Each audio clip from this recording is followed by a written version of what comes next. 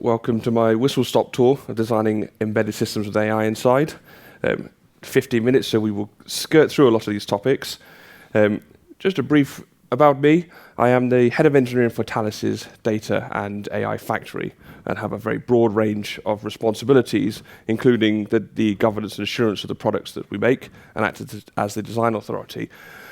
I flash up a picture of this is the now retired mighty Tornado that the RAF used to employ, and this was my first job as an avionics engineer. And the reason I flash this up is because this is an example of embedded systems, complex, multifaceted systems designed by different companies that have to work together. So when we're talking about embedded systems, this is the kind of context I'm talking about: aircraft, ships, and that kind of technology. Now, underneath me, I have a whole bunch of different roles: systems roles, solutions roles, validation, verification, certification roles, DevSecOps, ML, AI, data engineers, and there's more: infrastructure, hardware, and such. But to highlight, there is a whole bunch of work that has to go on around embedded systems to bring them together, to certify and deliver them into service, into security and safety critical environments. So when we look at AI in this sense, I have to think about, why is AI different from conventional software? Software deterministic, that we can show that, by example, we have a power supply and we have a light switch, and if we press that light switch, a light bulb will come on. And we can test for that, we can write tests, we can change the light switch to a different light switch, but we can prove that. Now when we replace our switch, which is our software code, with an AI to make that decision, we have to ask the question, what is that AI doing and how does it work? And when we get to the answers, when we get to the outcomes of our AI, we ask it to turn the light on, and it might turn that light on. It might not turn the light on. It might turn a different light on. And that's a lot harder to test, that's a lot harder to prove. So that's the paradigm when we're trying to introduce AI and ML into our embedded systems at the edge. We're not talking about Gen AI here, we're talking about machine learning, we are talking about computer vision, we are talking about detection and classification algorithms that are running in real time. So when we look at this and we look at AI, we have our system outcomes, we have our system definitions and system design. That shouldn't change, but we should put more emphasis on understanding what the customer wants, what the system needs to perform, and then make appropriate technology choices. And AI should not be the first choice when we start thinking about safety criticality of design and we start thinking about security. We have to ask the question around maturity of technology. And AI, at this point in time, is a novel technology with expertise still growing in the field. So the way we approach this then, in the development phase, once we've decided that an AI is appropriate or an ML is appropriate, we start to split out the model refinement and AI refinement from our software and hardware traditional development. And while we have integration points, we are still relying very heavily on baselining our AI and turning it into hard code that is invariant, that we can then perform integration, validation, verification, testing. So when we talk about this new parallel track and building ML, there's a whole bunch of other things that happen. We do experimentation as we define our AI and our MLs. We experiment and we refine it over time.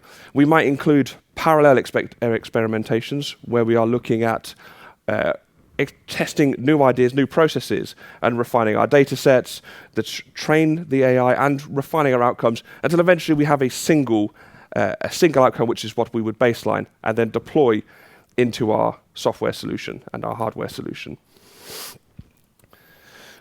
So I mentioned the data. This comes with a whole bunch of new challenges. When we are training, we would rely conventionally on failure mode analysis. We would rely on something like the V model, perhaps, where we define requirements and we define tests to prove those requirements and to prove that the system performs against those requirements. When we're talking about an AI, we are relying on data to train it and to calibrate its outcomes. Now, this becomes a challenge because we don't have access to a lot of the data that we might need to perform the tasks that the AI that we're asking of the AI. We then have to look at that as part of our evaluation, as I mentioned in the technology allocation stage, when we're choosing an appropriate technology, to look at the data that will support our system. Now, this means that we need to think about data slightly differently. Conventionally, we would think of data as a systems input rather than as a systems component of its own right. And the way that we approach this in these complex systems is we start to treat data as its own subcomponent and then manage that data with its own life cycles, with its own maturity and validation of the data at a much earlier stage rather than as part of the outcomes of the design, as part of the inputs and a component that supports the data, that supports the AI. Now, on the left is a couple of some of the areas that we have particular challenge with embedded systems, because these systems are usually disconnected or provide limited connectivity to a core network. Aircraft are a great example. We obviously lose our phone signal when we're on an aircraft. When we're flying, the aircraft reverts down to usually just engines that are sending telemetry data about engine performance and some amount of positional data from the aircraft through satellite links and such, and then ground stations which are recording their own data associated with it. When we're talking about the systems that are deployed, we then have to think about how do we store that data while it's on the platform? How do we get it off the platform? How do we get it into a site, aggregate that data together, and then start to understand the context of that data, looking at things like the distributions of the data and the representativeness of the overall system's usage. We may miss corner cases, and this becomes a real challenge when trying to understand what opportunities we could use an AI for. Now, the top and the right here are just some examples of the scales of data we have. I worked recently on a naval program, and the ship's total capacity to store data was in the hundreds of gig. We were trying to record that data, but we very quickly ran out. The ship was out for a few months, and we ran out of data. We ran out of space very, very quickly. This then provides us with a challenge that we have to solve, both on the ship when we are looking to gather that data to potentially use it downstream and downstream model generation, but also prioritizing what use cases we should be storing data for. So as we look at this then, just to take this one step further with our data subsystem contains three pieces. We have the training data, which we would use to train the model, and then we have our validation, verification, evaluation data, which we would use to evaluate the model's performance against the requirements we have gathered. And then at the bottom, they're live data. So this is the data that the system uses when it is deployed. So these three sets of data then have different life cycles, have different purposes, and we have to think about it in different ways to traditional systems.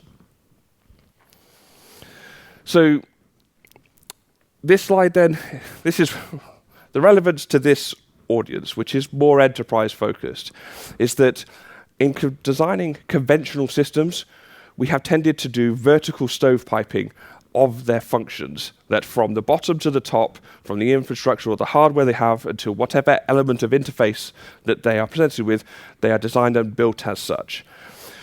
In the modern age and the paradigm that we have now, we are looking, and more industry-wide, looking at commoditization of hardware as a starting point, and then commoditization of the orchestration and data foundations that are applied on these systems.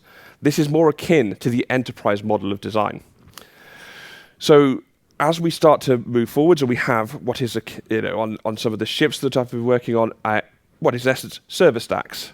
We start to move away from complete design of a black box, and we start to design applications running on top of a data layer, on top of a common orchestration. We use Kubernetes quite a lot in our org at the moment. It's a relatively new area for us to work in, and then on top of, as I said, more servers, server blades, infrastructure, more commoditized infrastructure. So what we're then focusing on is, this is the system, this is how we need to align ourselves in the system. Where does the AI fit? And how do we make sure that we don't compromise our legacy technologies that are high TRL and have hundreds of thousands, if not millions of hours of in-service use that proves their effectiveness in the various capabilities that they support? So we start to look at the way we design components. If we bound any function with a strict bounding box and define its process inputs, its process outputs that run the service. So in the context of an AI, we define a segmented block in design and a segmented block in deployment and delivery. We protect the rest of the system from the development and deployment of this AI, and we make sure that we are very clear on the definitions and the implementation of which elements cross this line. So our control of our process and the monitoring of our process alongside whatever data inputs are going onto the process and whatever data outputs come out of that to be used downstream in the rest of the system. The key piece of this is trying to get to a point of explainability, and when you are trying to explain to whoever the senior responsible person is who will ultimately sign off the overall platform or elements of the platform, to make them comfortable with the function and the performance of the AI that you're deploying. And assurance, as my colleague yesterday spoke about, is based on risk, and it's based on probability. So when you're trying to make an assurance argument, you are trying to make an argument based on mathematical risks that you can calculate. This ultimately has to be signed off by someone, and so you want to give them the smallest amount of ambiguity and terror in some cases when they're looking at these new technologies with no clue as to what they're actually signing off. As I said, whistle stop. But the three main points to take away. When we're designing and defining an AI capability, we have to put greater consideration on the requirements and the outcomes that this technology is trying to support, focused on the validation, verification, certification of the overall system. We should think about data much earlier in the design process, and we should think about data as a systems component rather than a systems input, because the data is what will drive the quality and the performance of the AI. And then, as we're working through the design and development phase, thinking about how we embed this novel technology into a architecture that may have been deployed for years and years.